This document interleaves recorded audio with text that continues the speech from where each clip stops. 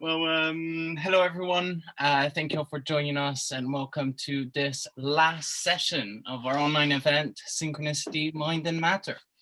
I'm James G. Barbieri, Associate Program Director of the Pari Center, and I'll be your host for today. Today with me, we also have Eleanor Pete, the Program Director of the Pari Center, who will assist me and you during this call. Before we begin, I'm sure we all know the rules, but I'd just like to remind everyone. First of all, during the presentation, we ask participants to turn off their microphone just to ensure a better quality audio. For this reason, if we hear background noise, we may mute you. But if a participant would like to ask a question or make a contribution to the discussion, you can either use the raise your hand function on Zoom or physically raise your hand. And if we spot you, we'll call you out and then you can turn on your mic. Otherwise, you can use the chat section to ask your questions. Use it even during the presentation and discussion. And it's a great way to share your thoughts on the topics that are being presented. We also invite all participants to turn on their camera, as we believe that seeing everyone's faces and reactions creates a nice, inclusive educational environment. But if you don't feel comfortable doing so, you're free to just keep it off.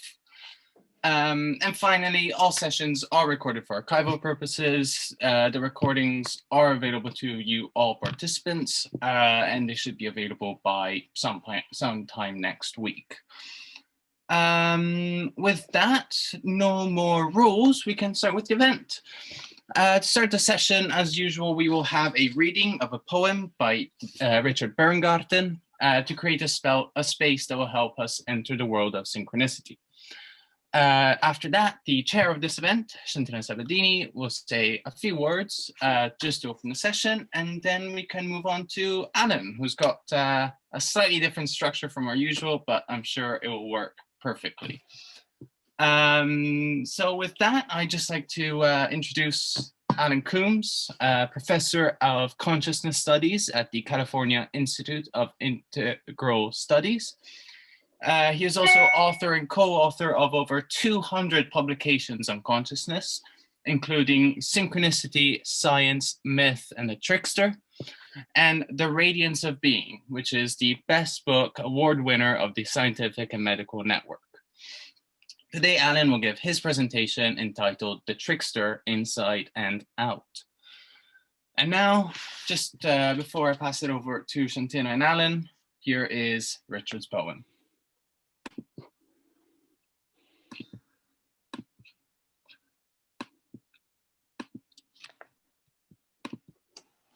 Hello, this is Richard Berngarten calling. Here's a poem for the last of the webinars from the Pari Center on synchronicity. This comes from a book entitled Nocturnis Sonnets, and it's about a meeting with a stranger, a familiar stranger, a resonance. My other came. His glance did not offend. He stood between this building and a ground that faded into mist at its far end. No bird in branches made a single sound. This is my other and my brother, said a voice born out of nowhere in my head.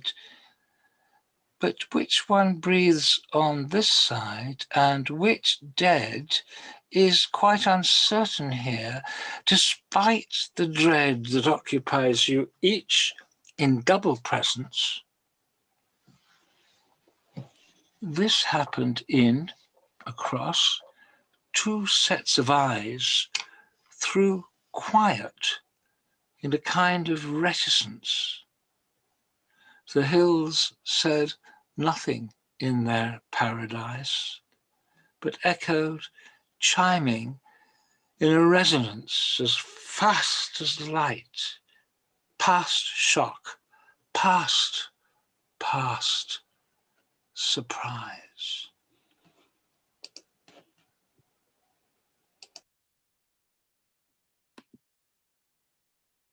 And so yes, that was Richard's poem. And with that, I also like to extend a very warm thank you to Richard for sharing his poems and accompanying his readings to all of our sessions. They've been quite special, I found them. And with that, I'll pass it over to you, Shantina, to open this session. Welcome. Thank you. Thank you, James. And I just very briefly will say thank you, Allan. Wonderful having you closing this series. We've gone through many journeys, many different experiences through these 4 weeks. And it feels somehow very appropriate to close it with the theme of the trickster, who has certainly been with us all along, hiding behind some corner, but now his face is appearing somehow. And thank you, Allan, and let's go on with it to the trickster. Well, my plan, does anybody hear me? Yes. Okay. My plan for my presentation is I'm going to build it around a PowerPoint, actually a key, whatever it is, images, because that seems to work well for me, keynote, I guess. And then depending upon how much time is left at the end, I'll open it for discussion. And we'll have a break in the middle because 2 hours is longer than I can talk at my age without taking a break, although I might get wound up. But if you mind me, I think in about an hour we'll have maybe a 10-minute break. And then if there's time at the end, Q&A. We can also have breakout rooms depending upon how much time there is and how it feels. So let me start by asking if there are any questions up front.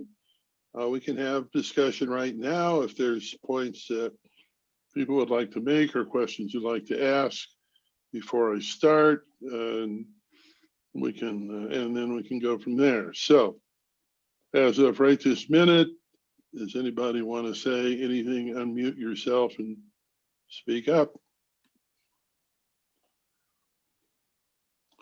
Well, as my yoga teacher used to say, you are all in samadhi, because when you're in samadhi, you know, the highest state of yogic consciousness, you have no questions.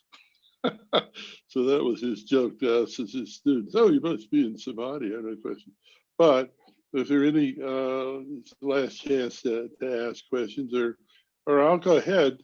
This is sort of a rambling presentation. And I'll just sort of get started with it. We'll see where we get to. So what I want to do now is share the screen and see if I can find my presentation. There it is.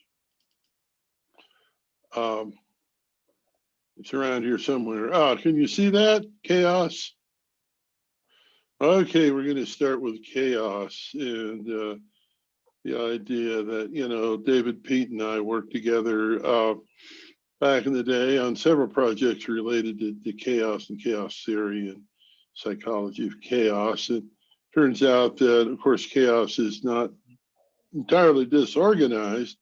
Some types of chaos are, let me see if I can make my slide move. Oh, here we go. So I want to start out with just the notion that the universe is organized. And let me see if there's a better way to do this. If there isn't, we'll come back to this. Okay.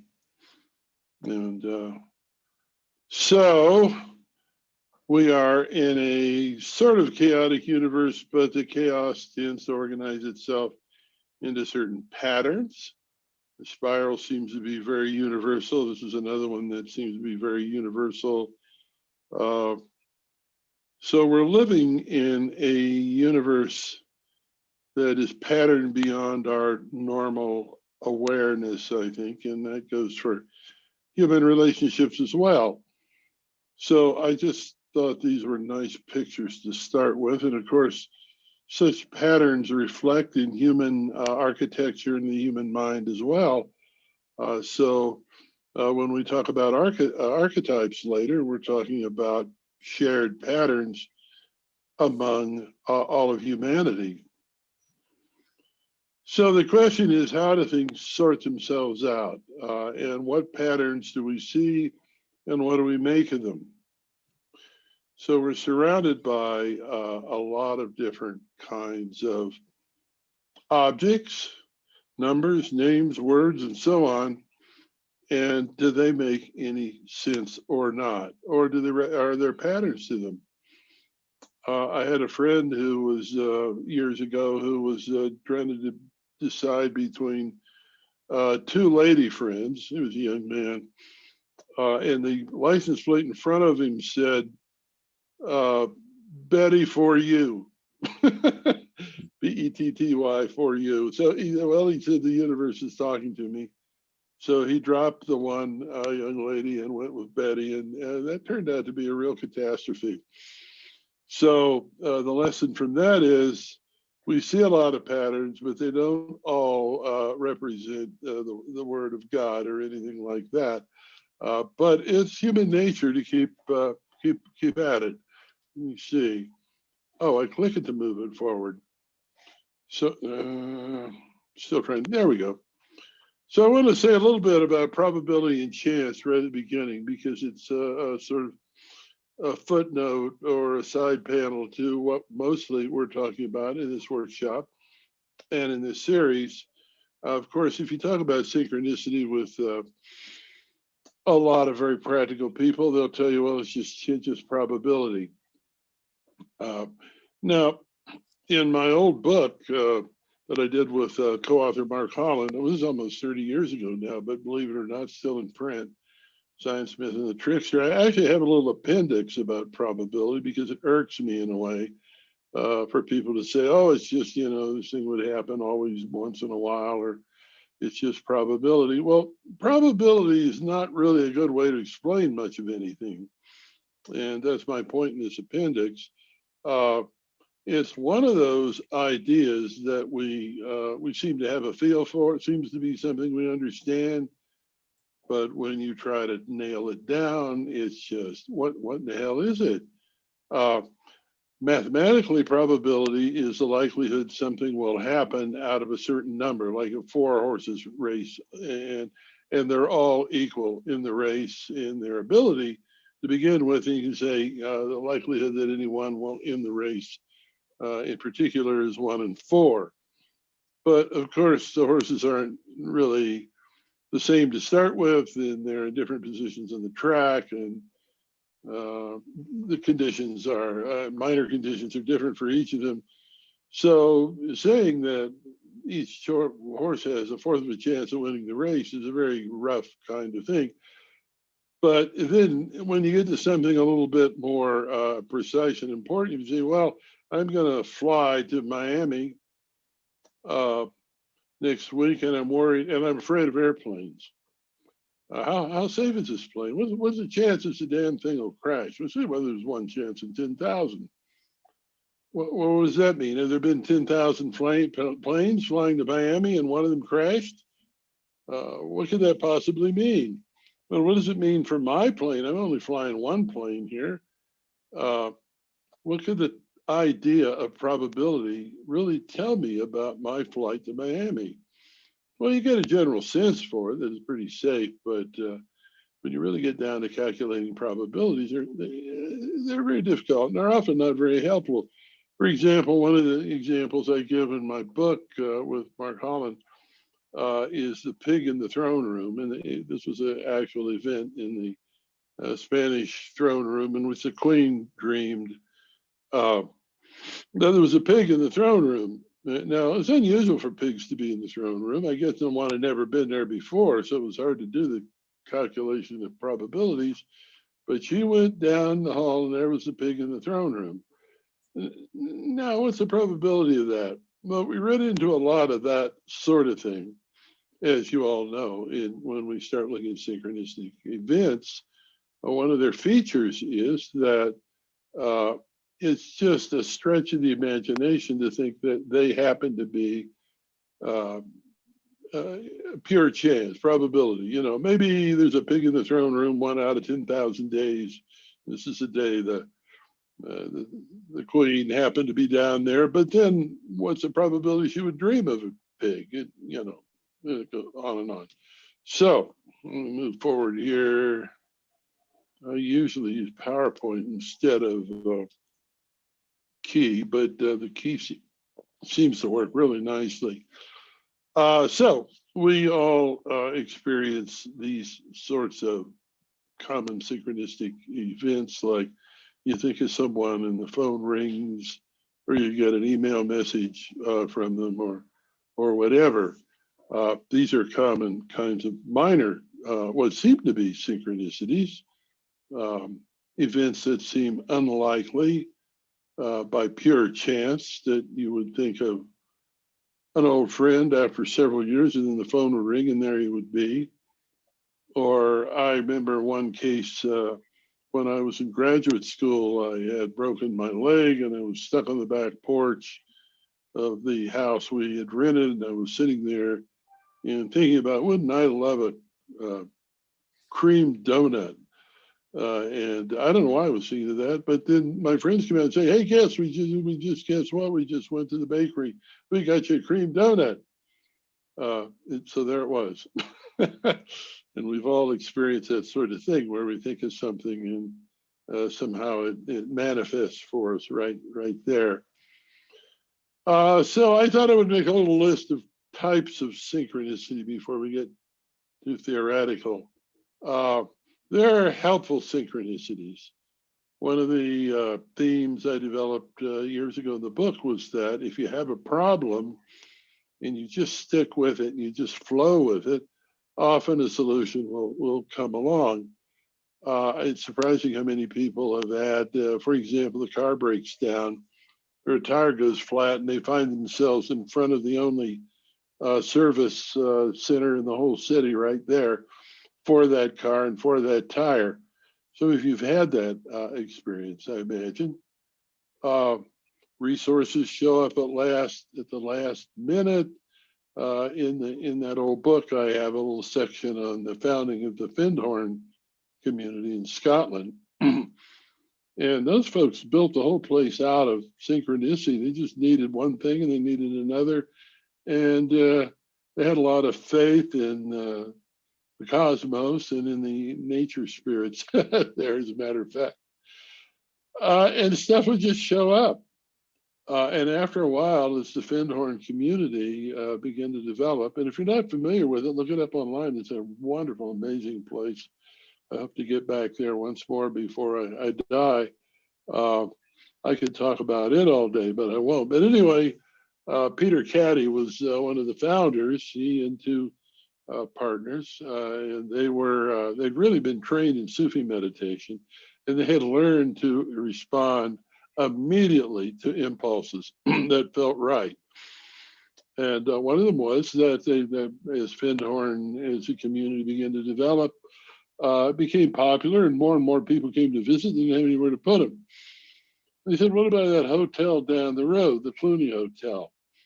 They said, well, let's go down there and talk to them, see if we can work anything out. So they went down there. It's just right down the road. It's a nice old hotel. Been there myself. And they knocked on the door, and out came one of the members of the board. And he said, well, you're welcome to come in. We're having a board meeting. But tell you the truth, we're going bankrupt here. We don't know what to do with this place. So they came in, listened a while, and finally the board said, well, look, if you'll take over, we'll give you the damn place. So they went home owning a beautiful big old hotel in Scotland. It was very typical of the way Findhorn worked. It was very typical of the way synchronicity works when it's working for you. And one of the things that they really emphasized, I actually heard Peter talk in person about this, was the ability to respond without question instantly when you have the impulse that feels right. And that's what he did. And they ended up with the Findhorn community. There are many cases of, and I'm sure you all have experienced these, where your schedule keeps getting shuffled around, but things work out. People cancel appointments where there are conflicts, and other possibilities show up. So you may have a bulletin board with a schedule on it for things you're doing for the next few weeks. Somebody called and said, no, I have to do this, and there's a conflict, but then the conflict resolves itself by the end of the day. This sort of thing happens not infrequently as well. In fact, one of John Lilly's later books, he's actually got a section in there about what he calls the Cosmic Coincidence Center or Coordination Center, in which all these sorts of things are sorted out on a higher level and come down to us as synchronicities. And he talks about how his schedule changes constantly in this kind of workable way. There are another category of, there are many kinds of synchronicity, of course, so I've just listed a few that came to mind. A lot of them are symbolic. Things happen that seem to mean something. And so we've had a whole presentation here in this series on the Tarot and also on the I Ching. Carl Jung used the I Ching quite a bit himself. And these are processes by which we connect in basically a kind of symbolic way with a larger field of activity. My understanding of the Chinese philosophy, which I know more about than the tarot, is that you're tapping into a larger field of co-arising events. So there's a wonderful story of the rainmaker. They brought a rainmaker to this small town that desperately needed rain. All he did was set up a house and start living in it. After a while, it rained. They said, what the heck? And he said, well, there was discord here. And I came and I settled in peacefully, and eventually the discord went away. And then, so of course, it rained. So the I Ching works in that kind of a field, and it's a kind of a Chinese way of thinking about things. Dream images, of course, and themes we interpret, and those of you who are Jungians, I think most of us here have done some Jungian thinking. These are images, and they have symbolic meaning, sometimes powerful symbolic meaning. So we could talk a lot about dreams and how they connect and how they're related to synchronicity.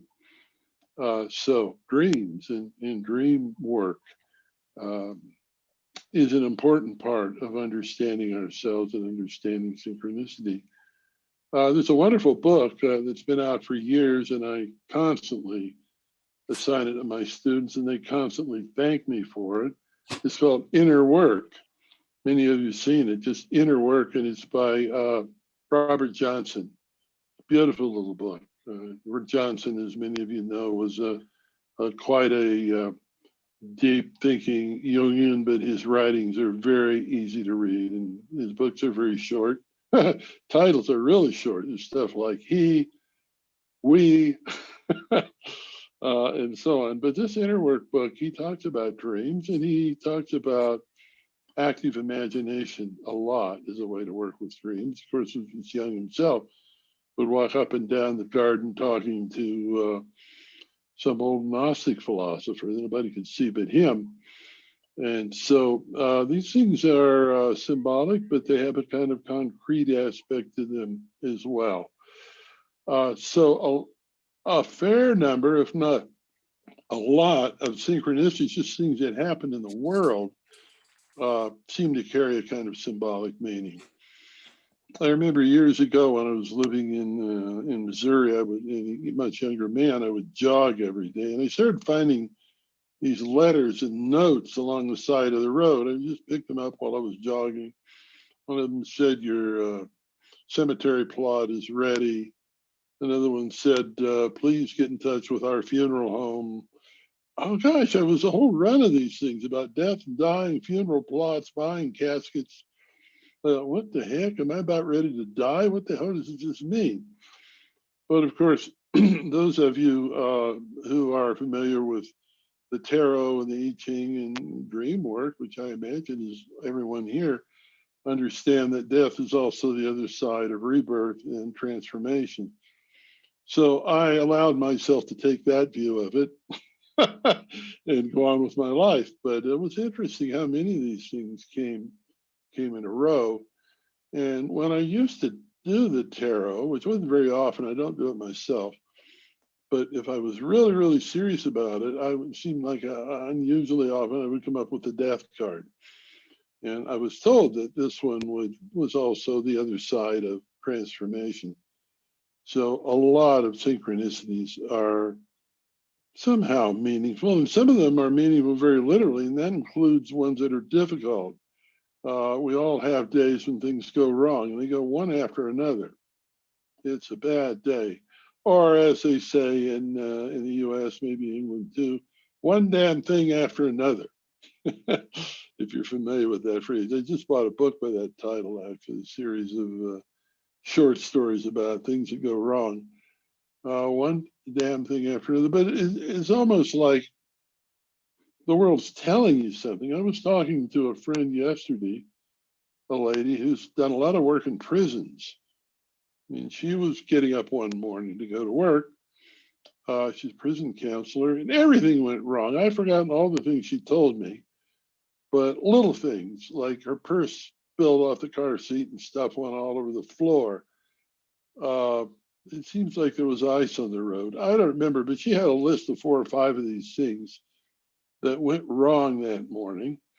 But she pushed ahead, and she was on her way to work, worked at a high security prison, and she got a call that there was a lockdown. There's a lockdown today. There's been problems in the prison, and everything's locked down. So don't come today. Well, she already had a very strong feeling that it was a bad day. That in fact, she woke up with a feeling that she shouldn't go to work at all, but paid no attention to it. Well, it turned out it was right. So synchronicities can be warnings. We can have things happen that warn us or tell us to look the other way, go the other way. And then, of course, there are those synchronicities that are just amazing, mind-boggling. And we're not sure whether they mean anything or not. But you know, you're talking to somebody on the phone about a book you like. Well, I'll tell you one. When the Synchronicity book that I wrote with Mark Holland nearly 30 years ago first published, I lived in Asheville, North Carolina, a small, nice little city in the mountains, Blue Ridge Mountains. And there was a local bookstore there. It's still there, Malaprops. It's a very nice little private bookstore, independent bookstore. And this book was the second best book, bestseller the year it came out. As a matter of fact, there were piles of those books they had in the bookstore. The only thing that sold more that year, and remember, I was a local author, so I was promoted as a local author, was a book called The Education of Little Tree. It was one of those books supposedly written by a Native American about how to raise children or something. So that sold more than our Synchronicity book. But there were a lot of those books in the bookstore. And the story that a friend of mine told me is that she was talking to a friend of her own, and the friend of her own said, well, I'm about to give a talk at the Unitarian Church, and you know, I need ideas. I'm having trouble. And this friend of mine said, well, you should get this book that just came out by Combs and Holland, Synchronicity, Science, Myth, and the Trickster.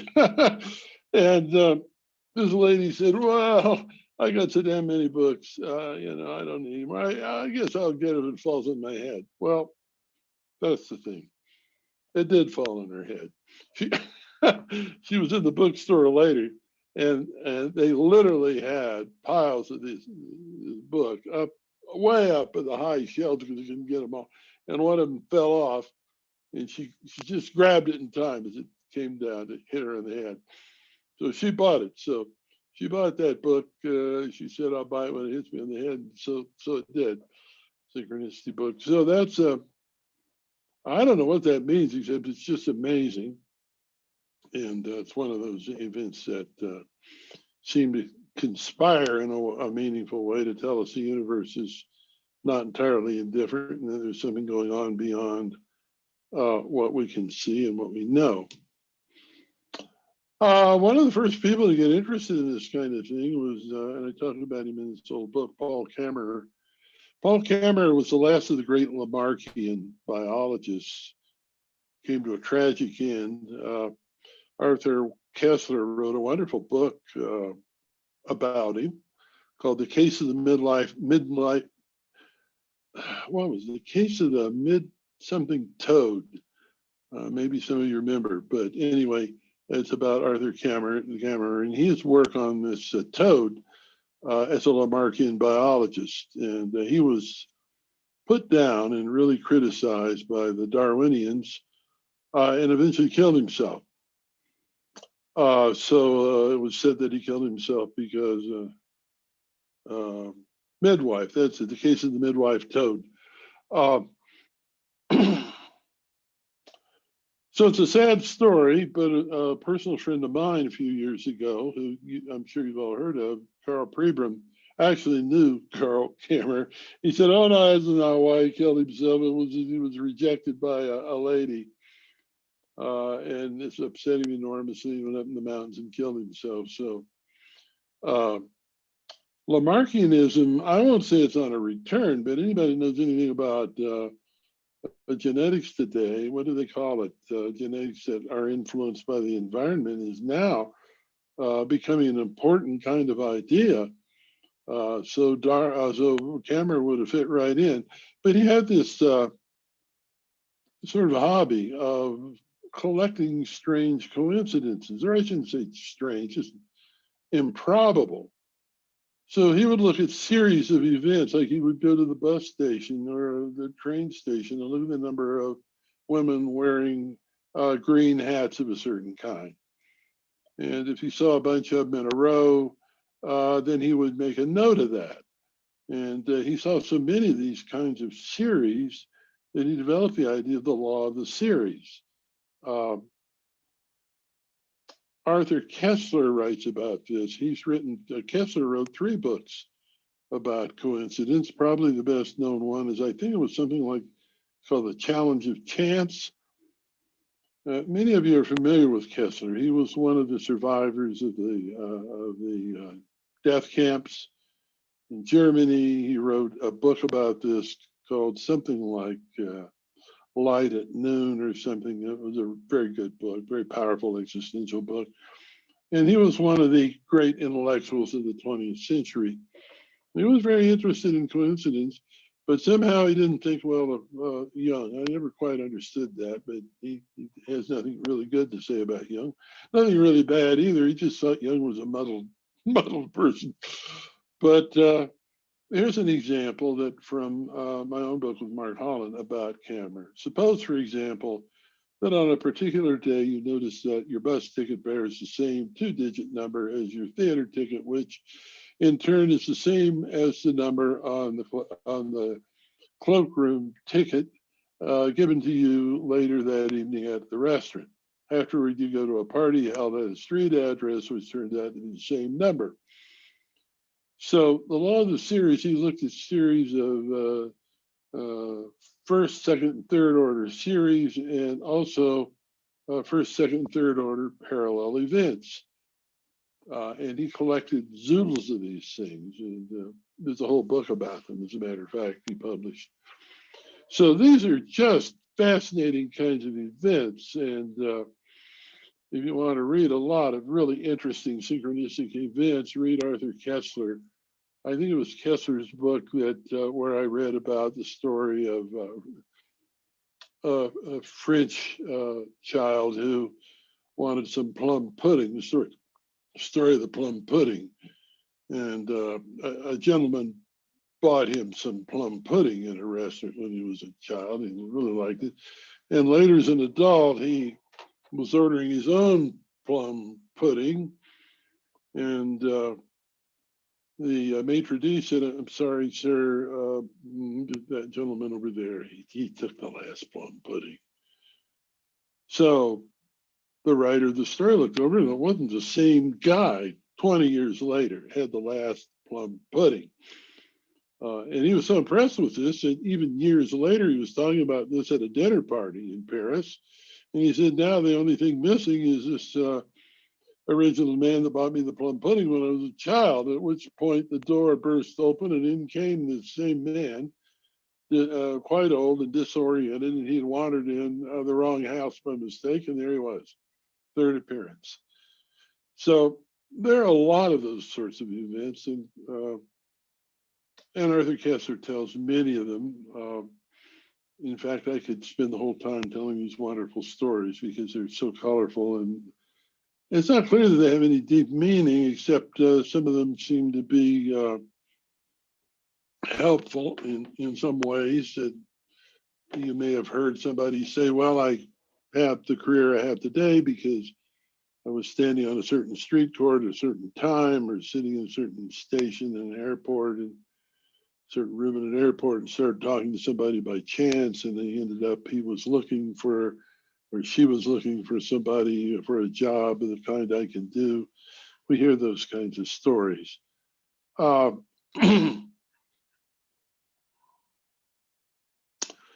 One of the, I think it was Koestler that identified what he called the library fairy.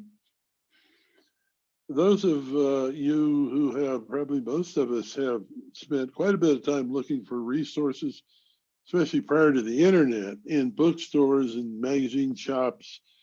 When I was writing, co-writing the book on synchronicity, there's nothing I love better than going to bookstores and magazine shops and even libraries and just poking through the books and poking through whatever came out. And it seemed to be a sort of miraculous ability of the universe to put things on the shelf for me. And evidently this is a common feature of looking in books, in libraries and bookstores, because Koestler calls this the library fairy. This is the beneficent force that leads us to the right information at the right time. And we could talk a lot more about that. For example, Aurobindo's, Sri Aurobindo's partner, the mother, talking about the self. In Aurobindo's yoga, the concept of the self is very similar to the concept of the soul, which is very similar to the concept of even Jung's concept of the self, that when it develops in a person and comes forward, it begins to lead us. So dreams come to us, but also coincidences. People come to us that we meet that are part of our path. We come across materials we need and so on. This is something the mother said very clearly. And we also find it in Jungian thinking. Who was the post-Jungian who wrote books about this? Maybe we can talk about this during the break or during the discussion. But the idea of finding your true calling, or finding yourself, or finding what your destiny is. And once you find your destiny, then synchronicities start to line up. And in fact, as I'll talk about in a little while, it's actually been said that if you tune into synchronicities, it will lead you to your destiny. So that's an interesting thought as well. In fact, it was Deepak Chopra, who took me a long time to really respect, but once I got to know him personally, I now hold him in high regard. He wrote a book on synchronicity. His synchronicities are all good synchronicities. Being Deepak, he doesn't have much in his book about one damn thing after another.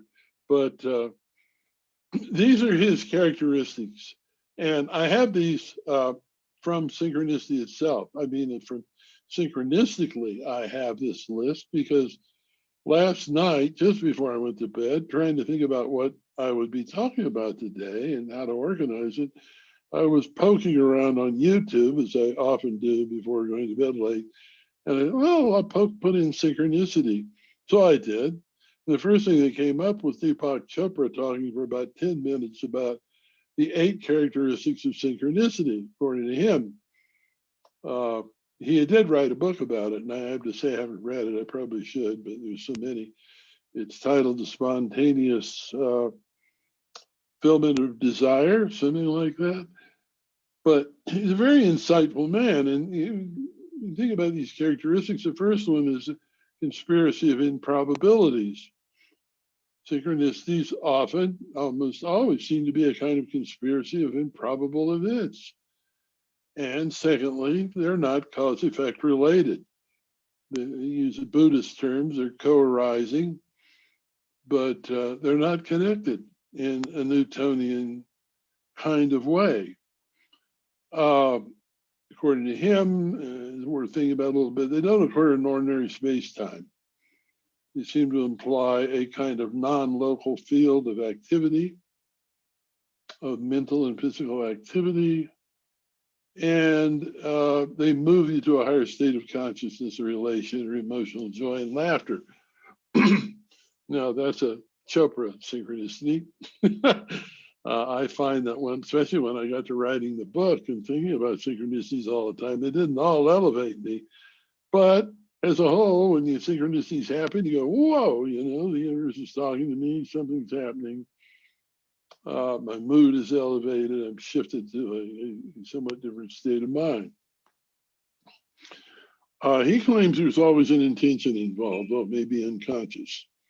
And that's an interesting thought. I had not had it before, had the thought before, and hadn't really thought that way. But now I'm going to think about it when synchronicities occur. What's going on in my mind? Sometimes it's obvious what's going on, but sometimes it's not obvious. He thinks there's always something, maybe unconscious. So where's some thought? Once you start experiencing them, you can't go back. Well, that's an interesting idea, and it's probably true that once you get going, you start noticing synchronicities going on in your life. It just seems like they come one right after another. So you're on a path, you're on some kind of a path. You can't go back to not having them anymore. You can't go back to a world in which they don't occur.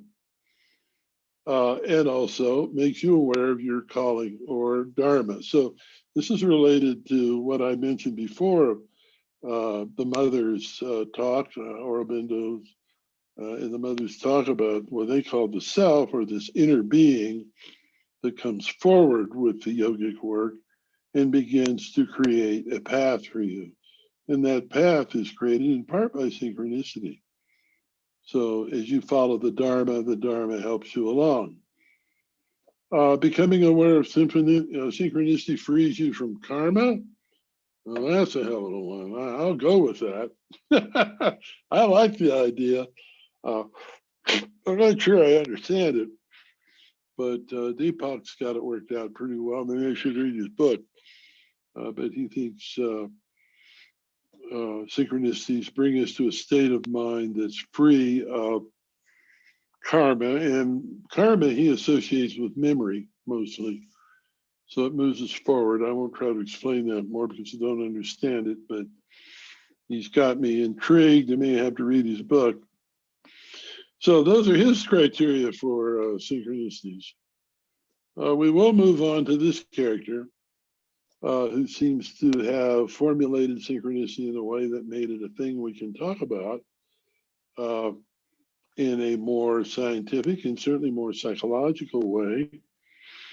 So, and then of course, you're all familiar with his relationship with, what's his name, the physicist? Come to me in a minute. Pauli. But thank you, Wolfgang Pauli. Jung was always fascinated by, I would say always, but he was fascinated by the atomic, and thanks again, the atomic model of the atom as a kind of metaphor for the psyche. So it's a powerful metaphor. Freud drew his metaphors from 19th century physics and 19th century invention. So the steam engine is really the metaphor for Freud's model of the unconscious. So you got the id, which is like the firebox, and you got all this pressure, and it's got to be channeled right, and that's the business of the id. And then it drives the engine forward, and the ego directs the whole process. When I used to teach Freud, which wasn't often, I would say, well, Freud's easy to understand. There are only three moving parts: id, ego, and superego. So it was a model based on thermodynamics. Jung wanted to build his model on physics and what was known about physics. So he and Pauli, and I'll say more about this, but they came up with this model of space-time versus indestructible energy on one axis. You could really put on that vertical axis, you could put Newtonian causality on the top, and you could put something like energy, or what's the word I'm fishing for? Deterioration of energy, things kind of running downhill on the other axis, on the other side of the axis. But then orthogonal to that, we have synchronicity versus causality. So, entropy is what I was thinking could be put in the bottom. Entropy versus space-time, whatever. The vertical axis is all Newtonian, to use that in a metaphoric way. And then they suggest there's a new kind of principle. That principle is synchronicity, and it stands opposite to causality. So that's a kind of basic model. But the important thing, I think, when we talk about synchronicity is where it is orchestrated from. And more than anything else, that would be the inner core of the psyche, the human psyche. The self of Jung's self, not the more superficial self, but the innermost being. This is from the Red Book. So there's this energy, and it grows out from the core of the self, manifests itself through and in archetypes and so on. I'm sure you're all familiar with this. And so this Jung's notion of the self is a lot like the core of the atom, with this percolating, bubbling, resounding energy that flows out from it. And so it's quite a powerful image. And it's modeled in many ways, as I said, after modern physics. Another aspect of Jungian synchronicity is the symbolic idea of synchronicity in Jung's thought. And it's represented by his most famous case, and probably the most famous case of synchronicity in all of the literature, and that's the Egyptian scarab beetle. I was fascinated by this, just like everyone else, and one of my graduate students was an artist, and she drew the scarab beetle for me. I love it. Beautiful thing. But of course, it was on Egyptian crowns and so on. Apparently, according to Jung, symbolic of transformation. So that's very appropriate. And in Jung's classic case of the beetle, I think you all know this, right? That this lady had a dream about some kind of a beetle, was reporting the dream to him the next day when there was a tapping on the window. He opened the window, and in flew this local, wasn't exactly the Egyptian scarab beetle, but it was very close to it. So it actually materialized. And he wrote about this everywhere after that. So it's very famous. And the scarab beetle is very famous. Not always called a scarab beetle. I know people that had farms in the South, they called it a tumbleturd bug. Tumbleturd bug. That's pretty prosaic. But what these beetles do is they get little balls of fecal matter from cows and stuff, and they roll them around and lay eggs in them. So they tumble these things. So they're also, if you want something a little less, more prosaic, it's a tumbleturd bug. But of course, it's also a high symbol of transformation. Another symbol of transformation that Joseph Campbell mentioned was the praying mantis. He was writing about a indigenous culture in Africa for whom the praying mantis was an important symbol. And he lived in New York City at the time. I've forgotten how high up, 4 or 5 floors his flat was in downtown New York City. And he heard this rapping on the window, and he opened up, and here comes this big praying mantis. Well, I guess praying mantises were indigenous to that part of the world, New York City. But you don't see them every day, and they don't start knocking on your window while you're writing an essay about the praying mantis in this African culture. So I include it here because along with the scarab beetle, it's a kind of a symbol of transformation and a symbol of the deep psyche manifesting itself. Now, here's Till Eugenspiel, the German prince, trickster. And if you haven't heard Richard Strauss's piece, Till Eugenspiel, please enjoy it. Get on what is it, where you can get all the music nowadays. Anyway, this is, and I just think it's a beautiful image of a trickster, just so delightful and yet so, it looks like a trickster. And in fact, it looks like a character straight out of Shakespeare. It seems to me. He's got the hat on and the whole deal. And of course, that was part of the idea of the old kings and queens. You had somebody that a trickster or a fool, as they were often called, around the palace, and he would be the one that would be the honest one. He would be the one that would tell the king when he was making big mistakes, and the king could listen to him or ignore him at his own cost. And often it was his own cost.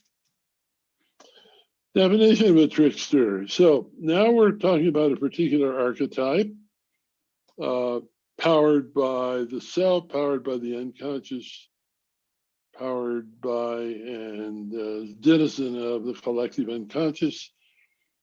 So there are several different images of the trickster. This is a straight off in dictionary definition. A dishonest person who defrauds others by trickery, practice of craft, underhanded ingenuity to deceive or cheat. A cunning or deceptive character appearing in various forms in folklore and many traditions. Now, I want to say, as a scholar myself, I didn't make this definition up. I recently sat in on a whole talk about the trickster put on by the San Francisco Young Society and delivered by a certain David Rico. Some of you may be familiar with David Rico, R-I-C-O. He's written a number of books about Jung, gave a whole talk about the trickster. And I stole the whole thing, as a trickster would do, although I'm only using a few of his slides, but it was enriching. And let me recommend David Rico for books on Jung and about the trickster. This was one of his slides that I purloined, but I'm giving him credit for it. The trickster, the figure of the trickster, he's a forerunner of the Savior, and like him, God, man, and animal at once. He is both subhuman and superhuman, a bestial and divine being whose chief and most alarming characteristic is his unconsciousness.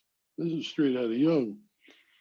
So there we see a rather frightening image of a trickster, kind of, could be image on the right. I think that's really a movie graphic from somewhere, but I don't know where. But I especially like this one on the left, and I don't know where David found it, but it's French, and it's got the French trickster there, and I'm trying to remember his name, Renard the trickster. He was a medieval trickster character in France that's virtually been forgotten by the French. I think I was in Paris a couple of years ago trying to sell my book, and I was dumbfounded. I'd say I was unhappy that booksellers and publishers in Paris had never heard of the trickster. And they didn't know. They said, we got no trickster here. I took some fairly deep research to find this medieval character, Renard the fox, literally means the fox, who was a trickster. And there we see some of his folks around him. The one I recognize is a crow or raven, which is often associated with the tricksters. We'll see as we go along. So there's the trickster archetype, and these are thoughts about him. This is also from David's presentation. Sometimes acting as a magician, the trickster directly reshapes the surrounding world with inner magic. Well, synchronicity, continually weaving old into new. But the trickster can often act as a kind of holy fool, working behind a ridiculous facade to perform these strange changes unknown and unnoticed. So there are two images of the trickster, the magician on the one hand and the fool on the other. You see he's a fool on the right because he's wandering around with his eyes in the sky, walking off a cliff. The dog's trying to warn him, but to no avail. So the trickster archetype. These are tricksters. The Marx brothers personify the trickster, different related version of us. They relish the disruption of the status quo, turning the ordinary world into chaos. Although they may not change during the course of their journeys, their world and its inhabitants are transformed by their antics. The trickster uses laughter to make characters see the absurdity of their situation and perhaps force a change. So this is a basic theme of tricksters in all cultures and at all levels of development. They cause problems. They cause people to argue with each other, carry on, and the ultimate result, hopefully, is a better world. People get back together, they rethink things, they don't take themselves so darn seriously. And that's one of the things the trickster does very well, is make fools of ourselves by tripping over our own feet, by, what's the term for Freud, for saying the wrong thing. There's a classic example of this where somebody is talking and there's noise outside and somebody says, well, shut the door, except he says, shut the bore, because the person's boring them. Well, that's a slip of the tongue. It's a Freudian slip, I guess, exactly what it is. Freudian slip is sort of the product of the trickster and often represents telling the truth. A person actually says what they're thinking instead of what they want to say. And ultimately it can serve the best to transform us. Also, we have the another side, the dark side of the, so I said the inner and outer trickster. The inner trickster can also have a very dark side. This is copied from The Black Cat by Edgar Allan Poe, which is, you can see it online. It's not copyrighted anymore. One night I came home quite late, made my way with effort into the house. He's previously found that he's drunk. As I entered, I thought I saw that Pluto the cat, that's the name of the cat, Pluto, suggestive of the dark regions, was trying to stay out of my way to avoid me. This action by an animal, which I had thought still loved me, made me angry beyond reason. My soul seemed to fly from my body. I took my small knife out of my coat and opened it, and I took the poor animal by the neck, and with one quick movement, I cut out his fear-filled eyes. Well, Jesus Christ. The story goes on, but he's on to something here. I don't know how, I can't speak for anybody else, but I mean, I've had that inner imp push me, urge me to do terrible things, and I've had to really fight it.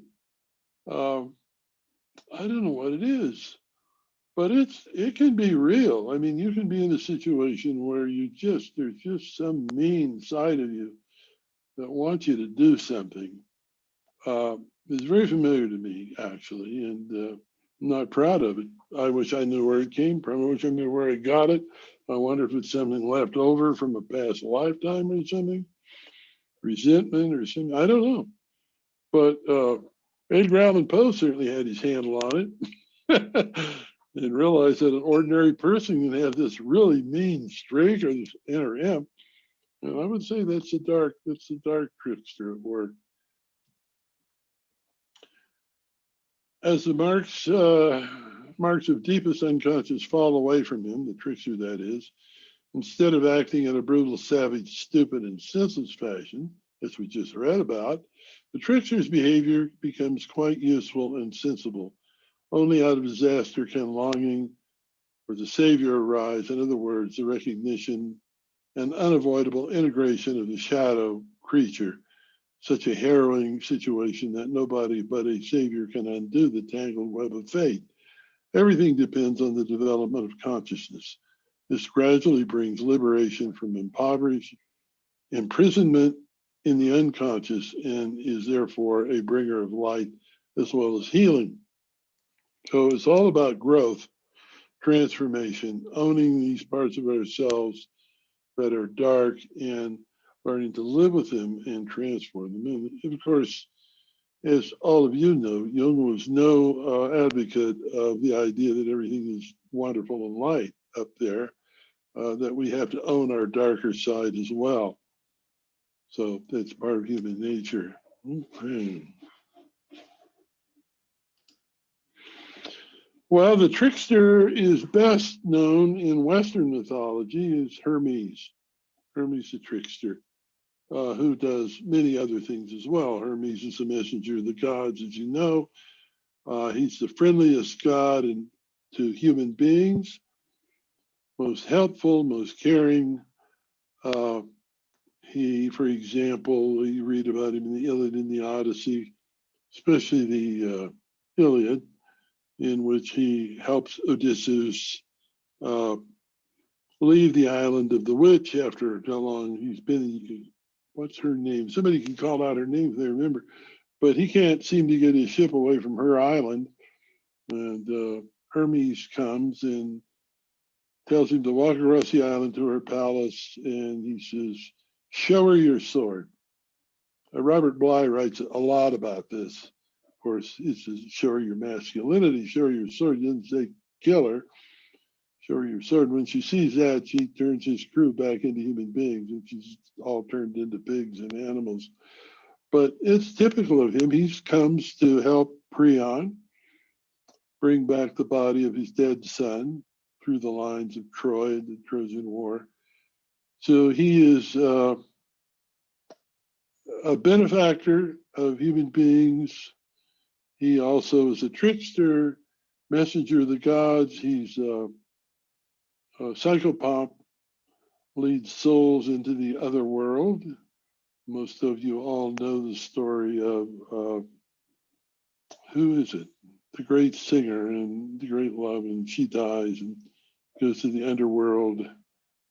And he comes after her with Hermes' help. One of you who can remember, please speak out because I'm just blocking. Orpheus. Yes, Orpheus and Eurydice. And there's a wonderful poem about this by, tell me who that is too. I'm blocking on names today. Or it'll come to me, one of the great poets, German poets. Rilke. Yes, thank you again. It's a very powerful poem by Rilke of him leading into the underworld and to get Eurydice. And Orpheus is, the one rule is he's not to look back as she follows him out, and he does. And he looks back and she shrinks away again back into the underworld. So we could talk a lot about that. There's been a lot of music and a lot of plays written about Orpheus in the underworld. When I went to Prague the first time, right after the wall came down, there was a great puppet show about Orpheus in the underworld. So this is Hermes, who does wonderful things for people, but he's still a trickster. These are some of his features: sacred animals, symbols, and so on. He has the winged heels, the winged helmet. And I want to mention that the old Greek houses in Athens, for example, had what were called herms on the threshold. at the door. These were little, not very colorful stone statues. Looked almost like the shape, most of them, like a tombstone or something. But they had they all had penises on them. So the Herm had the penis on it, stood at the threshold, and so that's Hermes standing at the threshold of the house. We could talk a lot about them, but he is the god of thresholds and the god of transitions. So he's also the god of progenitor. I can't talk today. The god of liminal spaces, betwixt and between. There's a very famous essay by Victor Herbert called Betwixt and Between about the transition rites, primarily of indigenous people. So going from adolescent to adulthood.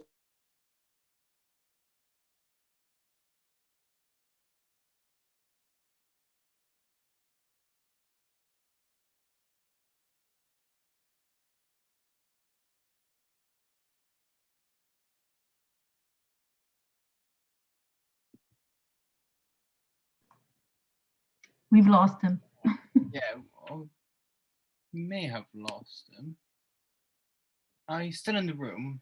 You're muted, Allan.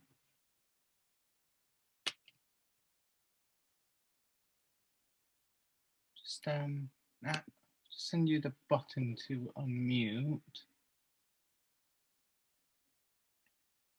You're still. Oh. Now, can you hear me? I can hear you now. Yes. I don't know what happens with my screen, but it fills up with my images, and then I can't get to any other screen. So you can hear me okay, and you can see Hermes. Yes, we can hear you, but we can't see the slides. Oh, you can. It was like a trick. Okay, well, let's see. Can we share the screen again? Okay, here I am back with you all. And I'm looking for a share screen button. Hit the center button. Share screen. Okay, here we go. Does that do it? Yeah, it's not full screen, but we can see it. Well, we'll try to make it a full screen. So how's that? Yeah, it is better. We can see it. If you press the, I think it's the play button, we'd be able to see it.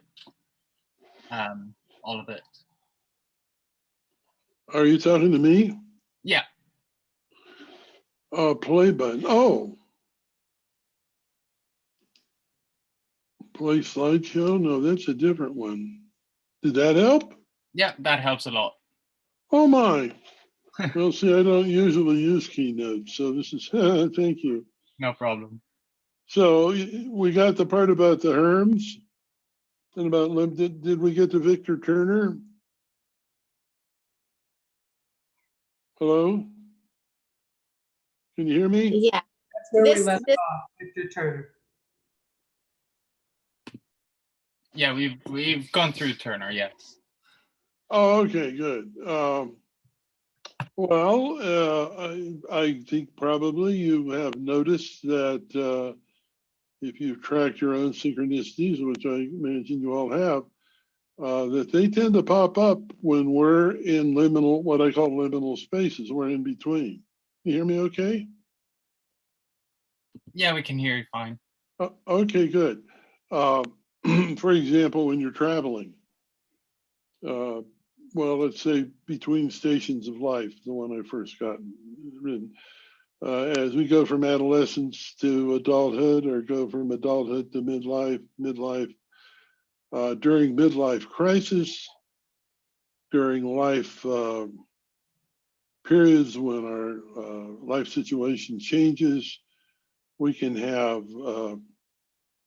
many synchronicities, as well as powerful dreams, by the way. For those of you who are into Jungian dreaming, when I was going through my biggest midlife crisis, turns out that people have lots of midlife crises. So, or not just one, but I had incredibly powerful and disturbing dreams almost every night, and really had to work through those. In fact, I got a Jungian analyst to work with me for about a year at that point.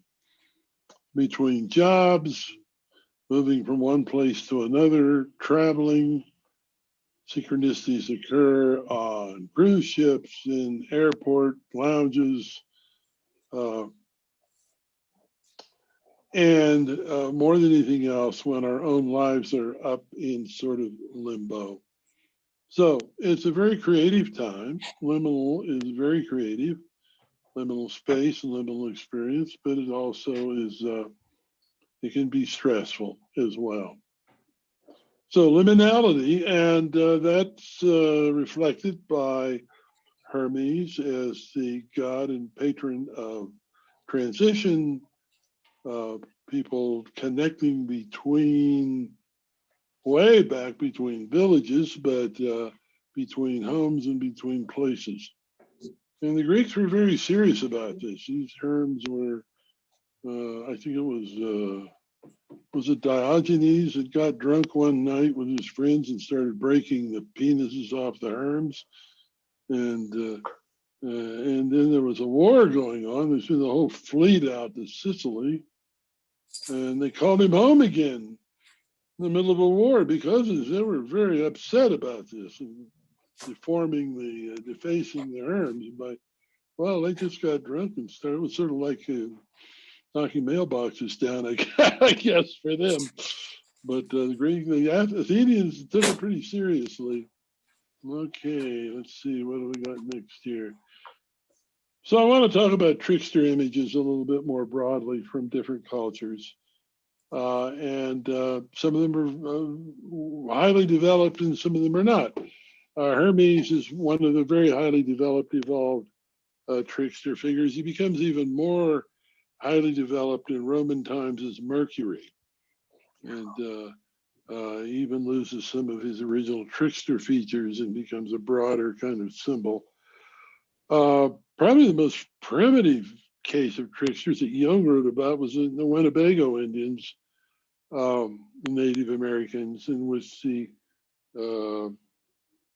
I don't remember the details, but I remember there was a large penis that the character had to carry around over his shoulder. It was so big, but was not very clever, not Shakespearean quality, not up to Shakespeare. But some of the tricksters we're familiar with, the crow or the raven. I will tell you that if you're into shamanism at all, or even if you're not into shamanism, you may have a patron animal, and that animal will follow you around and you'll see it. And it could be anything. It could be a wild cat, it could be a mouse. For me, it's crows. And wherever I go in life and make a change, I'm surrounded by crows. I get a big kick out of them because when they crow, it sounds like laughter to me. They're laughing at me. You know, aren't you a funny guy? Take yourself so seriously. But when my wife met me, my second wife, she was driving some distance to Athens, where I lived at the time, or Asheville, and the car was so surrounded by crows that she had to pull off the road. Scared the daylights out of her. So crows, I always had crows around me. They always feel right to me. They feel good. And they remind me to laugh at myself. Crows are a common trickster kind of image from different cultures. Ravens as well, they're closely related. So this is more of a Nordic raven kind of image associated with Thor to some extent in that whole mythology. This is Anansi the spider trickster from Africa, one of the African cultures. And Anansi walks through the town and creates all kinds of distress and confusion. He'll dress with color on one side that's red and blue on the other. People start to argue about whether it was a red or a blue figure. He'll start fires. But it's all in favor of ultimately people getting back together. and working things out. So Anansi the spider. If you've watched any of the shows, the strange series on, is it Netflix, called American Gods? It's not on Netflix, it's on Amazon, because those are the only two I usually watch. But there's a series in its second year now called American Gods. And Anansi shows up in several of the shows. So he doesn't look like a spider. He looks like a man of color dressed in African sort of feathery clothes. But he is Anansi, and he pulls tricks on people. So Anansi the spider. I did an interview on a talk show one time, and this they put this figure on the lower left up with my name on it. So that's me and Anansi down there. Monkey god in China is a trickster god, also one of the great gods. He's a warrior, has all sorts of adventures. There's this Australian series on Netflix right now called The Monkey God or something like that. And they're absolutely entertaining and absolutely terrible. Poorly done, and it was a very cheap production. But The Monkey God is very serious, and he's a character in Chinese mythology. A dear friend of mine, one of my previous students actually, was quite an excellent dancer and swordsman, and he was asked to play with the Chinese ballet company. He played the monkey god because he could do the sword work. That's very advanced. So the monkey is a trickster. I don't know a lot of details because I don't know the Chinese that well, but there are many images related to this. Those of you from the US are familiar with Brer Rabbit. Brer Rabbit's story. Brer Rabbit is a trickster, pulls all kinds of tricks on people and gets them pulled on himself. This is one of my favorites, the story of the tar baby, where he gets angry at the tar baby and he tries to hit it, and every time he hits it, he gets stuck. And the more he gets stuck, the less he can move around, and eventually Brer Fox comes, carries him away. So the fox is more of a trickster than he is, I guess. There he is, hitting the tar baby. Why don't you speak to me? But anyway, he gets caught this way. There it is. There the fox has got him now. So the fox is the real trickster in this story. Here we are again. There are a lot of these stories, as you know. Some of them have been put on the screen, and there's an old book called Tales of the South that has a lot of these stories in it.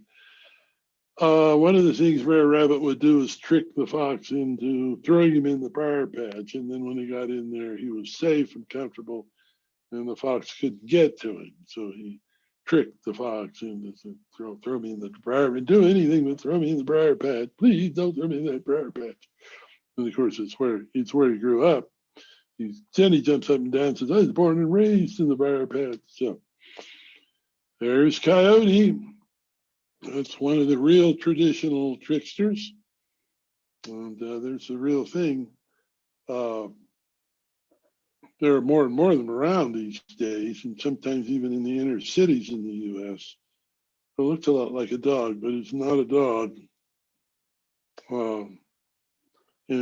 Coyote is a trickster figure almost universally in Native American mythology. And in Mexico and Middle America, he's much more developed as almost a god, almost an aerial god. So here are some pictures. I've forgotten how to pronounce it. It's Coyote something or other. If any of you know Spanish and Mexican culture, just shout it out. But he is a traditional dancing character in Mexican and Mesoamerican mythology. And these are various images of him in these various roles. And here she's nearly human, actually. So here he's playing music. So he's quite a well-developed character. Here you can see some of his coyote-like features, but he's practically human as well. Another. So synchronicity has a dreamlike quality. These images we've seen reflect this sort of dreamlike quality. This is one of a series of paintings from dreams where the lady is asleep in bed and all these characters are walking around in the room in her sleep. Another sleep image, or it could be a sleep image. And so this is the end of my story in terms of images. So I'm going to stop sharing. And hopefully come back. Yes, okay. All right, so we have half an hour left. We can break into breakout rooms if folks want, or we can just have open discussion here. How many people have we got? We've got 12 people, no more than that. About 45 people. All right. Well, if anybody has preferences, speak up. Otherwise, I'll open it for questions and answers. And you've heard my presentation. I've ended a little early, forgive me. But I would be happy to talk, or if there's, how many people would like breakout rooms as opposed to just talking? I think people would rather go into Q&A. I can see just from some hands raised and some comments made in the chat section. So maybe we can go straight into Q&A? Yes. Oh, I'm good for that. Yeah. Oh, great. Great. So if anybody has anything to say, speak up if I can answer any questions. We have Joy actually has her hand up already. Thank you. Hi, well, I really enjoyed that. That's so great. Oh, thank you, thank you. Yeah, and I was just wanting to hear you say something in regards to the deja vu experience, if that's related to synchronicity or what. I think that's a super excellent, good question. Deja vu. Well, there are two answers I'll give to that. One is that in most cases, not all now, I'm just saying most, if you really rack your brain about a deja vu experience, you can usually come up with some real memory of some place you've been or something you've experienced, so that it's not really a true deja vu. But secondly, I'll say that deja vus are often mysterious and I don't have an answer for them. And thirdly, I've been reading a book, and I actually wrote it down, the title down. It's called Time Loops. And it's the strangest little book, and it's got really great reviews. I recommend it. It's highly readable. It's by Eric Wargo, W-A-R-G-O, I believe. Eric Wargo. Something very close to that. And it's called Time Loops. And if you look on the web, you can find it easily. The only reason I emphasize that the author's name, Eric Wargo, is because there are a whole bunch of books under that title, Time Loops. And he he argues that it's a good book, I want to say. This probably came from his PhD thesis. It's fairly recent. He thinks that it's very common to have precognitive experiences, much more than we realize, and that we have precognitive experiences in our dreams, and it reaches a point where we actually create the experience somehow that we've had the precognitive experience, and then we walk into the situation and somehow reenact it. It's a very strange book, but he talks, there's practically a whole chapter on the scarab beetle incident. The lady in question, he says, well, now look, she knew he was interested in archetypes and all this weird stuff. And she had this dream 2 days before that she would go there and that this bug would come.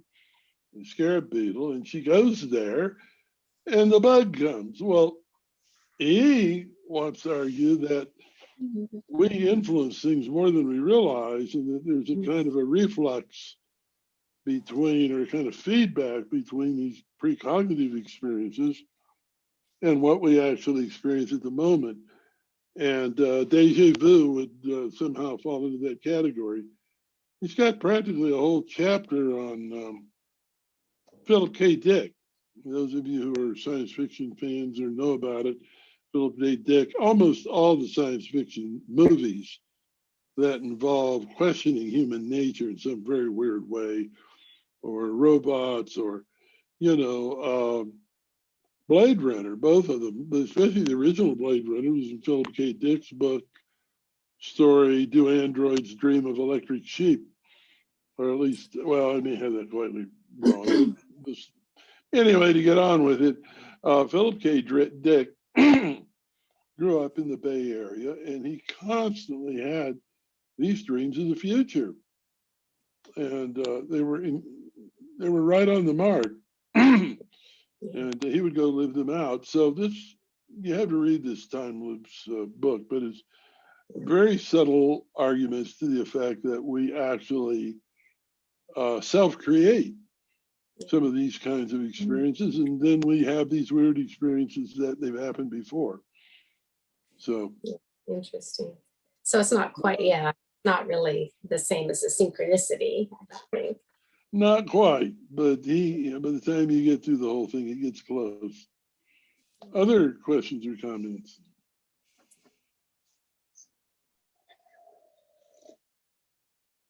We have another hand raised by Ferd.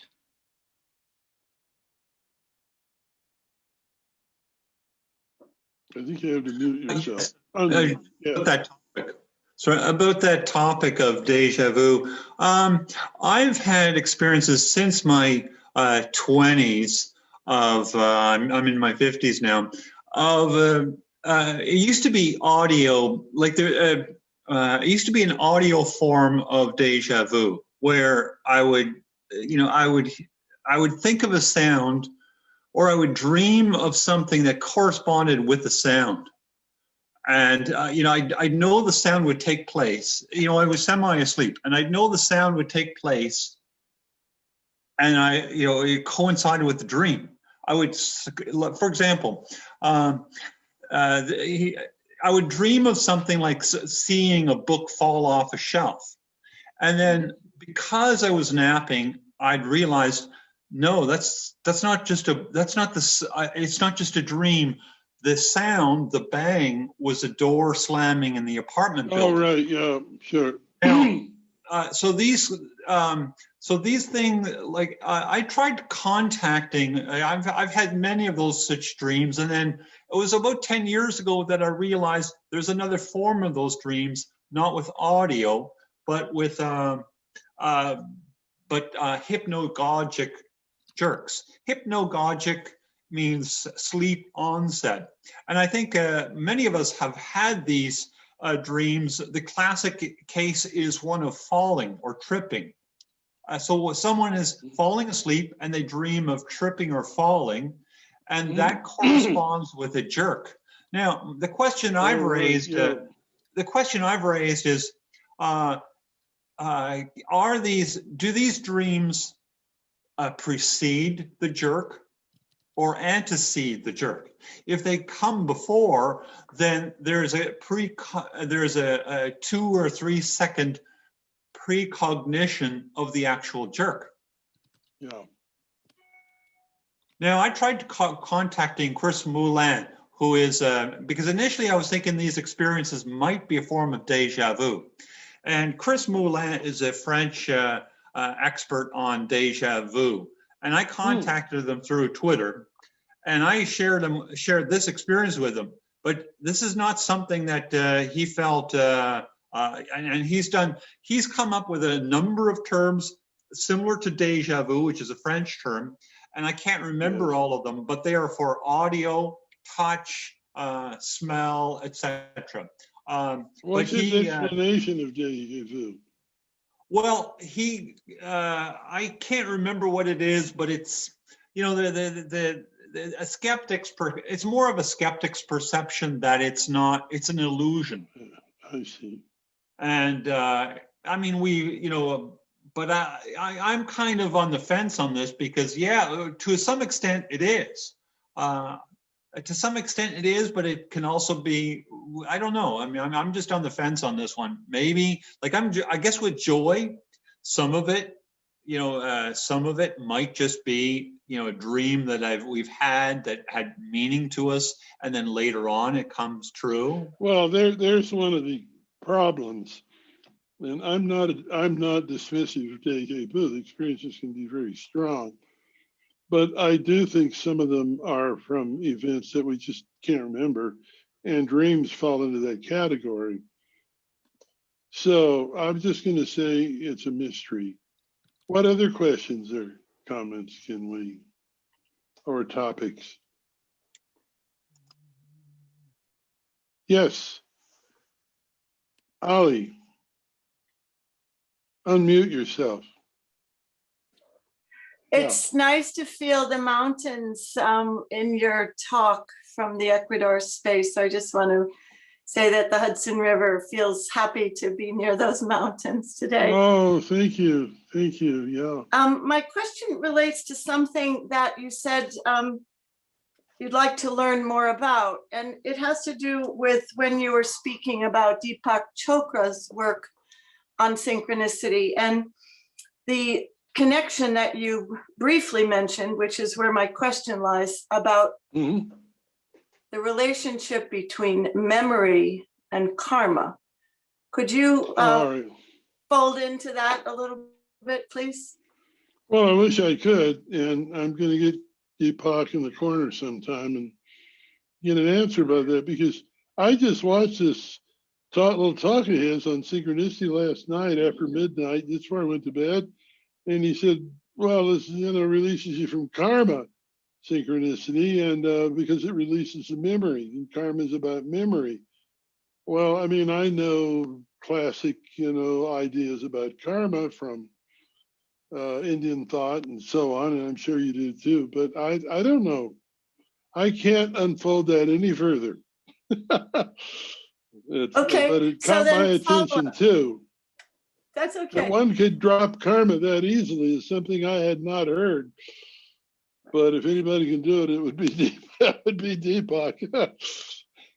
Well, just extending it a little bit then perhaps to another arena of discovery or creation.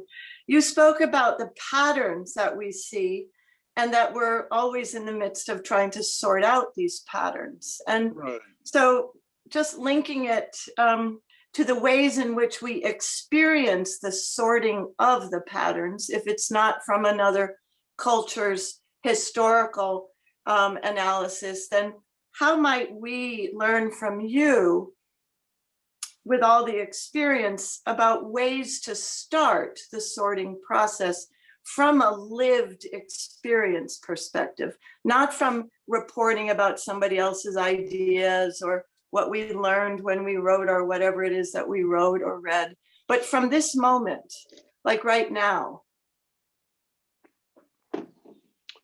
I'm afraid you're going to have to give me a really concrete example, because I don't entirely understand what you're asking. So if it's true, as you speak, that there are many different ways to sort out the patterns, and you chose synchronicity and the images of the trickster, right? And the assumption is that we all have that in our own beings, right? That's the way the human lives in relationship to the elements around us. Right. It occurred to me that you might just give some simple kind of kitchen table wisdom of what you learned, like right now where you are. What was it like getting ready for this? Just something from the moment. Well, I'm still not clear. The way I got ready for this is I co-authored this book 30 years ago and really haven't thought much about synchronicity since.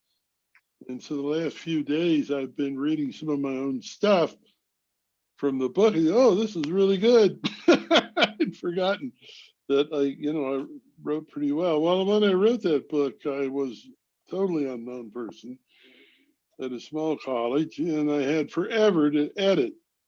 And I had a co-author who was bright but couldn't write. I couldn't even understand what he wrote, although he brought brilliant ideas. So I would write and rewrite and rewrite.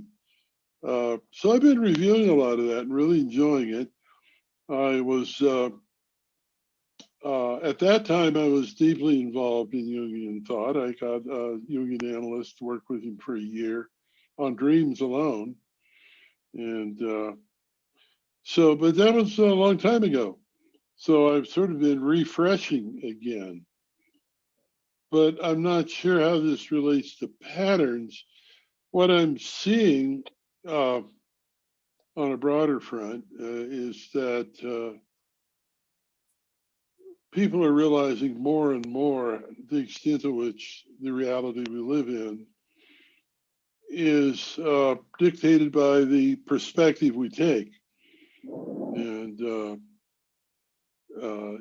I'm an old Ken Wilber fan. He used to be a good friend of mine, still is, but I don't see much. But if you're familiar with his 4 quadrants and 8 zones, philosophy is very easy to see that as concrete.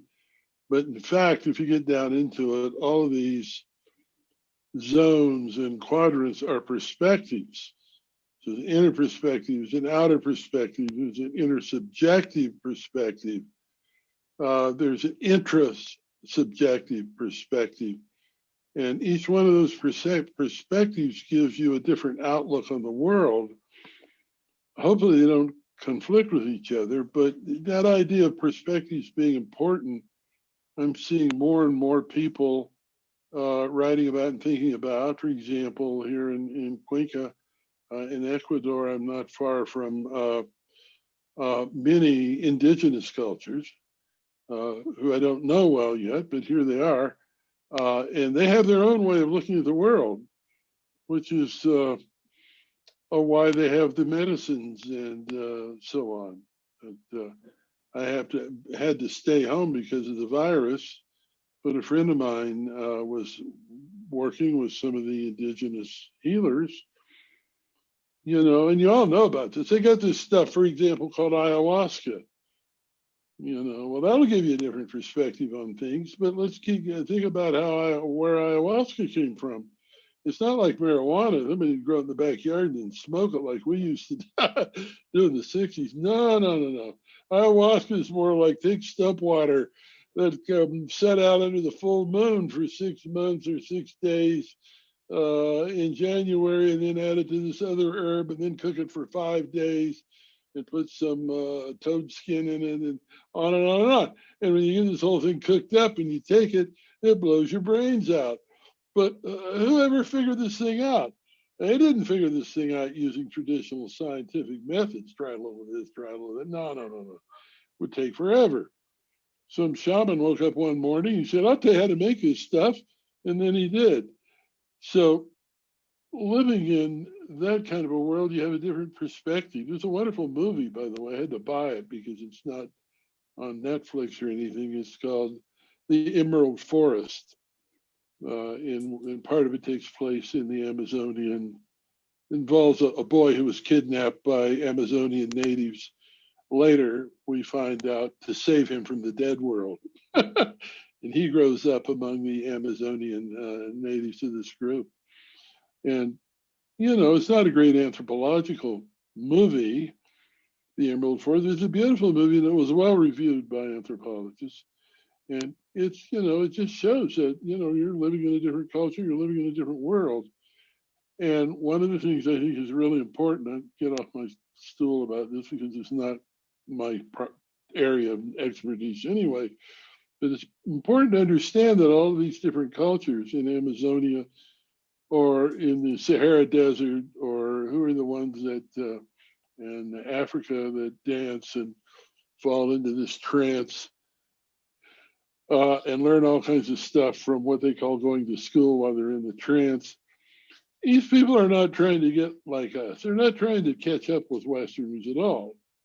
I mean, it's not like they're not up with us and they wish they were. They don't wish they were. They have their own universe, and it really is different. And the realities are different. And I don't know what to make of that. I mean, I have a background in physics, and I'm not a person that thinks that the universe is made out of putty. But I know that if you get in some of these cultures, you will experience a different world. I mean, I had a friend who's a physician who worked with Native Americans in the West, and he would be driving at night on his car, and it would suddenly be this big wolf practically the size of a buffalo that would run beside his car. Well, it looked darn real to him. I don't know. So perspectives are creeping in from all around, and people are realizing how important they are for what we see. I'm very aware of that because I'm very interested in art. And when you look at art, you're looking at somebody's perspective, whether it's Picasso or Rembrandt. You're seeing their world. One of my students said, "Well, I thought this course was on art and consciousness. Where's the consciousness?" I said, "Well, take a look at those pictures. You're looking at their world right there." Other questions or comments?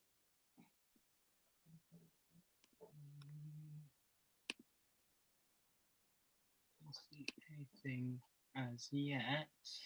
You better speak up, or I'm threatening you. I'm going to finish early, and then what are you going to do? We have Shantina, actually. Mm-hmm. Hello, Allan. Yes. And thank you for a real kaleidoscope of images, perspectives, and I wanted to ask you about one more perspective on the trickster. And the trickster is deflating ego. Yes. Well, yes. So let me interrupt you and just say this guy, David Rico. Let me just add, I'm thinking of one culture, which is like Bali.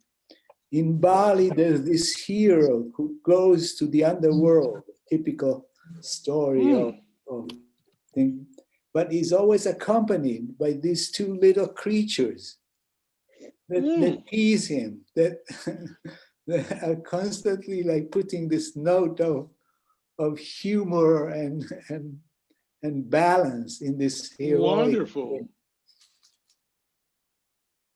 Yeah, I wonder whether this aspect of the trickster is.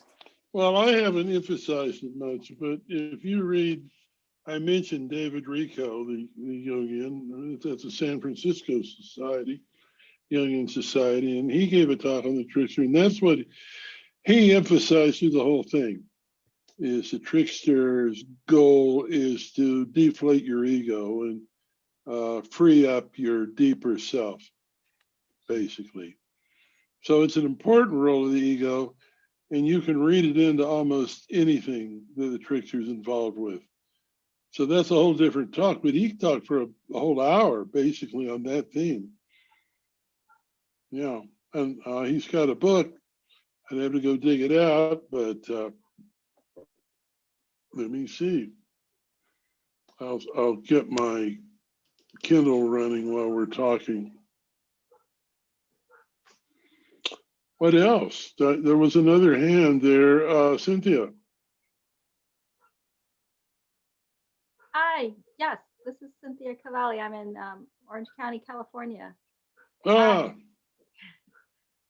Thanks for your presentation. It was delightful. And thank you. The question that I have is actually a question that my husband asked, and it has to do with the trickster in the what was the name? The double split experiment. If you could say something about that. Right, yeah. I intentionally didn't talk about physics, partly because it's been talked about so much in the context of synchronicity. Partly because I'm no expert on it. David Pete, who we all know, was a physicist and wrote about these things. But my answer is that it's fascinating. Read some of David Pete's work or others, but I won't go that way because first, I'm no expert on it, and secondly, it would take a long time to kind of explain it. Oh, I understand. So I actually have a background in physics as well. Oh, you probably know more about it than I do. No, I want to know about the trickster and your take on that trickster quality showing up in a science, in the observation and the experimental effects, that kind of a thing. I mean, we know about it from Pauli's experience with, the Pauli effect. Yeah. Well, one of my favorite movies is Joe versus the Volcano. I love that movie too. Yeah, who is it that plays three roles in that? Meg Ryan. And twice in the movie she says, I have no response to that. And so I'm going to quote her and tell you that you've raised a good issue and I have no response to it. Thank you, though. Okay, thank you. If I lived in Southern California, I would buy you some wine and we could talk about it more. Oh, that would be wonderful. Please come anytime. You're welcome to our home anytime. Thank you. Anything else? By the way, I'm starting an institute in Ecuador that will be partly online. It's going to be called the Four Rivers Institute. And it does something to do with ecology, but it also has to do with consciousness.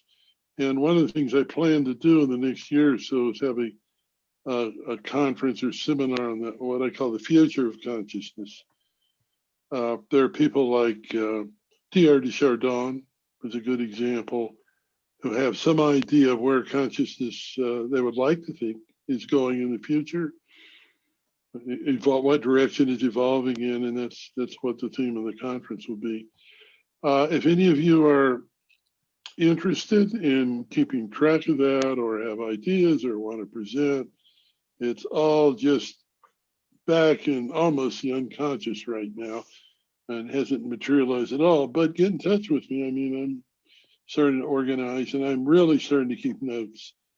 I now have a number of board members such as Irvin Laszlo, just joined a day or two ago, and a number of ecology people. So if you're interested, I'm easy to find. I'm all over the web. And so I won't, well, I'll put my email address in chat, but I think you can find me easy enough.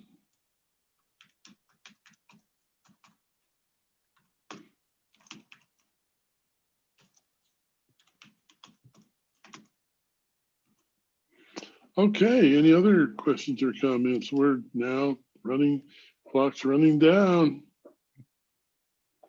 I want to say it's really been a pleasure being here. I haven't really been immersed in this topic for a long time, and it's just been a real joy to kind of get back into it again. And it's so satisfying. It's such a rich, this whole synchronicity, Jungian, all this stuff. It's just a lot of fun. Oh, I mean, we're really glad to have you, Allan. I mean, I haven't had the chance to thank you for your presentation yet, but I thought it was really fantastic. It was so informative. It ranged from mythology to literature to the Marx Brothers to yeah, really. So thank you. I'd like to thank you for that. Yeah. But we do have my smoke alarm is going off, but it's being taken care of. We have a question from Joy. Was that synchronicity? Bells ringing. Yes, Joy. So let's just really quick before I ask my question, but where are you? Are you in San Francisco? No, I'm in my living room, which is I've converted to an office, and I'm in Cuenca, Ecuador. Oh, you are in Ecuador. Okay. Yeah, and I'm going to change that background one of these days, but there's nothing interesting here. I've got some other pictures that are more. I've taken several pictures out the window.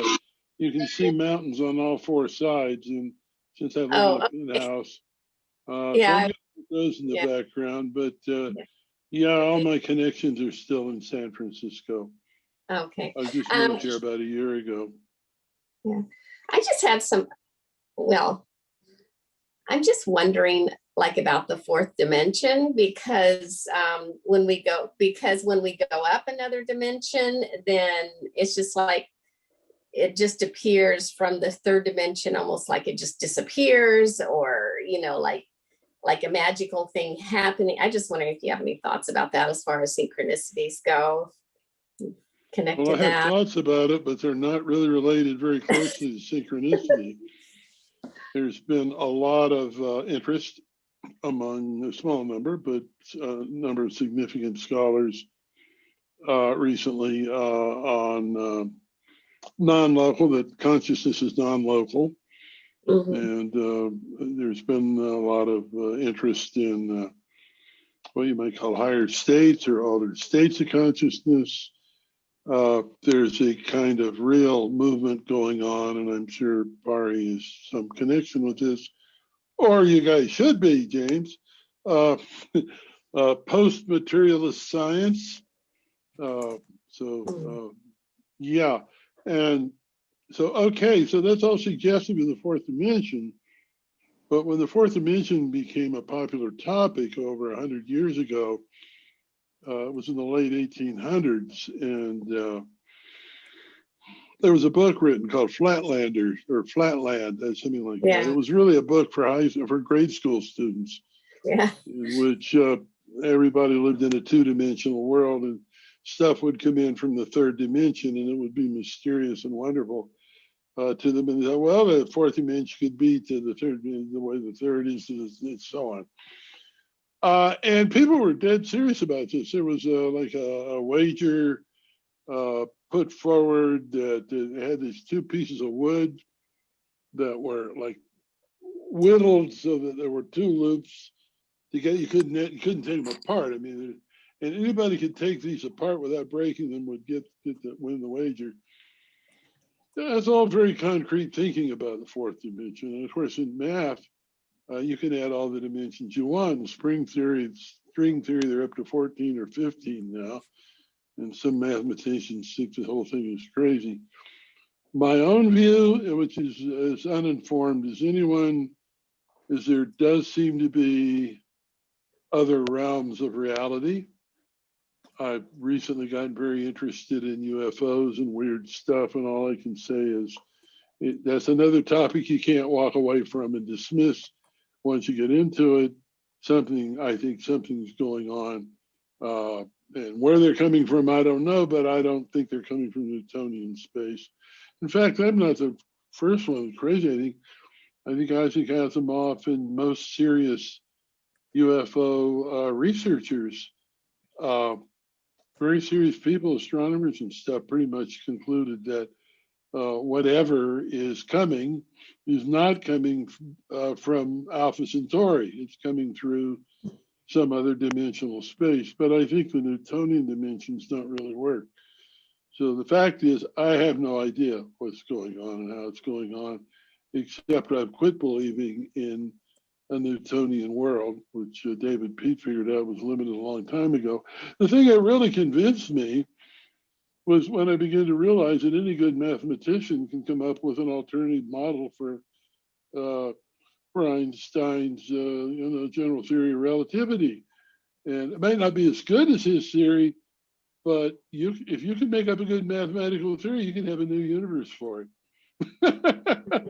I mean, we don't really have a solid fix on reality, and I just think that I feel more that way as I get older. Maybe I'm getting crazy. Well, let's see. We have one more minute. Is there a last question? There is. There's one from Lloyd. Mm-hmm. Just a comment that seems really appropriate to the discussion today is Native American teacher reminded me that, you know, all these things we're talking about are stories. The Big Bang is a story. And what we've been talking about today is stories. And we've just been trained in our culture to give credence to the stories that our intellects have approved. I couldn't agree with you more. Thank you. Very good. All right, folks. I'm going to go rest. Yeah.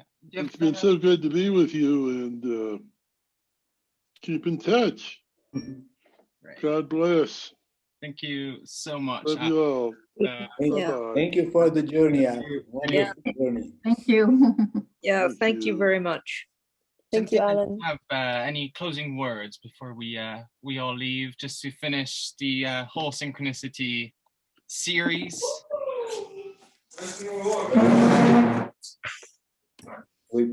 We end up with more questions and answers, which is great.